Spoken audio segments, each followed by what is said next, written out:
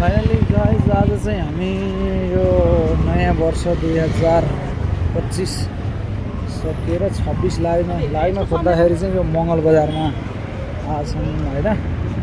मङ्गल बजार चाहिँ यस्तो छ आजको भ्यू यस्तो देखिन्छ मङ्गल बजारको। मान्छेहरू चाहिँ यता आउने उता जाने यता कुद्ने होइन।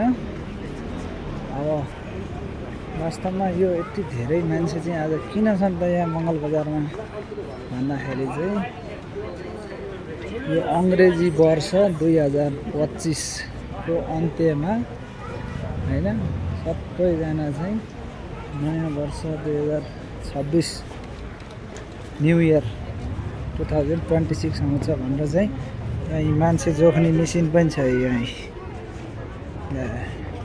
हरियाली राम रमाइलो कति हो हट है मन्दिरै मन्दिर होइन। यो मन्दिर हो कति राम्रो मान्छेहरू त कुदाकुद छ त होइन। मङ्गल बजारमा यस्तो भ्यू त बवालै छ त। यता जान्छ चिया नखाउँ बहिनी नखाउँ।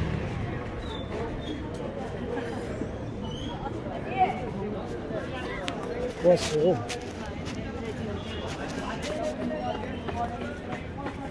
सवारी साधन प्रवेश निषेध भने बाइकहरू जानु पाइँदैन अरे। यो गल्लीमा जाउँ।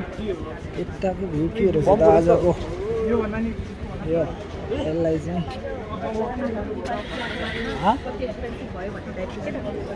यो चाहिँ मङ्गल बजार ललितपुरको ठमेला अरे के 2026 को यहाँ ह्याप्पी न्यु इयर भनेर खतरा रहेछ ल। पनि मन लाग्छ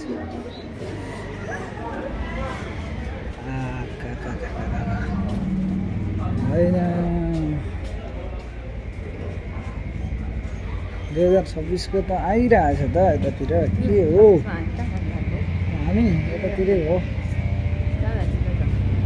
यतातिर हो जान्छ अब कता कता के छ 2026 मा त हामी हुन्छ त नेपालमै।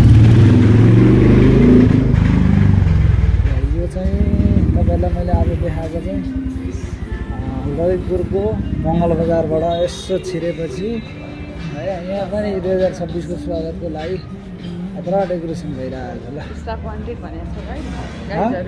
ए